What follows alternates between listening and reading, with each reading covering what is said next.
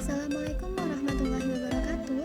Hai teman-teman, hari ini kita akan belajar mengenai Isra Mi'raj. Nah, langsung saja yuk.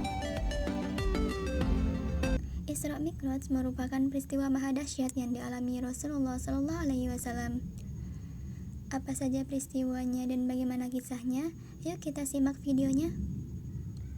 Isra atau Sara artinya adalah perjalanan di malam hari. Secara istilah, Isra adalah perjalanan Rasulullah Shallallahu Alaihi Wasallam pada suatu malam dari Masjidil Haram ke Masjidil Aqsa, Palestina. Peristiwa ini disebutkan oleh Allah Subhanahu wa Ta'ala di dalam Al-Quran Surah Al-Isra ayat 1, yang mana artinya, Maha suci Allah yang telah memperjalankan hambanya Muhammad pada malam hari dari Masjidil Haram ke Masjidil Aqsa, yang telah kami berkahi sekelilingnya, agar kami perlihatkan kepadanya sebagian tanda-tanda kebesaran kami. Sesungguhnya dia maha mendengar, maha melihat. Malam itu, usai sholat Isya dan beristirahat sejenak, Rasulullah SAW yang saat itu berbaring di Masjidil Haram didatangi malaikat Jibril. Dada beliau dibelah, lalu hatiku dikeluarkan dan dicuci dengan air Zam-Zam, kemudian dikembalikan ke tempatnya dan memenuhinya dengan iman dan hikmah. Sabda beliau dari Imam Bukhari. Setelah itu didatangkan buraq yang akan menjadi kendaraan sewaktu Isra Mi'raj. Setibanya di Masjidil Aqsa, Nabi sholat 2 rakaat mengimami roh para nabi. Lalu malaikat Jibril datang membawa 2 wadah minuman yang berisi susu dan khamar. Rasulullah SAW memilih wadah susu. Sungguh engkau telah memilih kesucian, kata Jibril dalam lanjutan hadis tersebut. Mi'raj pun dimulai. Rasulullah SAW naik buraq bersama Jibril hingga tiba di langit pertama. Lalu Nabi dibawa di atas punggung buraq dan Jibril pun berangkat bersamanya hingga sampai ke langit dunia. Lalu dia berkata, telah melewati pintu-pintu langit. Di langit ke-7, Rasulullah bertemu dengan Nabi Ibrahim alaihissalam yang sedang menyandarkan punggungnya di Baitul Maqmur, di mana tempat itu setiap harinya dimasuki oleh 70.000 malaikat dan mereka tidak kembali lagi sesudahnya.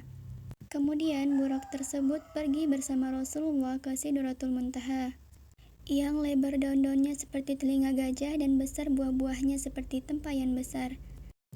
Tatkala perintah Allah memenuhi Sidratul Muntaha, Sidratul Muntaha berubah dan tidak ada seorang pun dari makhluk Allah yang bisa menjelaskan sifat-sifat Sidratul Muntaha karena keindahannya. Maka Allah memberiku wahyu dan mewajibkan kepadaku sholat 50 kali dalam sehari semalam.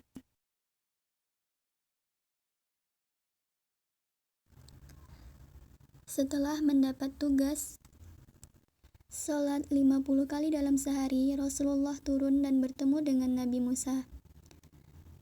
Apa yang diwajibkan Rabbmu terhadap umatmu? Tanya Nabi Musa. Dia menjawab, sholat 50 kali. Musa berkata, kembalilah kepada Rabbmu, mintalah keringanan karena sesungguhnya umatmu tidak akan mampu melakukan hal itu. Sesungguhnya aku telah menguji Bani Israel dan aku telah mengetahui bagaimana kenyataan mereka. Aku akan kembali kepada Rabbku. Lalu aku memohon, ya Rabb, berilah keringanan kepada umatku. Aku diberi keringanan 5 sholat waktu. Lalu aku kembali kepada Musa alaihissalam. Aku berkata kepadanya, Allah telah memberikan keringanan 5 kali. Musa mengatakan, sesungguhnya umatmu tidak akan mampu melakukan hal itu. Maka kembalilah kepada Rabbmu dan minta keringanan. Aku terus bolak-balik antara Rabbku dengan Musa, hingga Rabbku berfirman, wahai Muhammad, sesungguhnya kewajiban salat itu 5 kali dalam sehari. Semalam, tiap salat mendapat pahala 10 kali lipat dengan 50 kali salat. Barang siapa berniat melakukan satu kebaikan yang dia tidak melaksanakannya, maka dicatat untuknya 1 kebaikan. Dan jika ia melaksanakannya, maka dicatat untuknya 10 kebaikan. Barang siapa berniat melakukan satu kejelekan, namun dia tidak melaksanakannya, maka kejelekan tersebut tidak dicatat sama sekali. Dan jika ia melakukannya, maka dicatat sebagai 1 kejelekan. Kemudian Nabi turun hingga bertemu Musa, lalu Nabi beritahukan kepadanya Maka ia mengatakan, kembalilah kepada Rabb-mu dan mintalah keringanan lagi. Lalu Nabi menjawab, aku telah berulang kali kembali kepada Rabb-ku, hingga aku merasa malu kepadanya. Semoga video ini bermanfaat. Wassalamualaikum warahmatullahi wabarakatuh.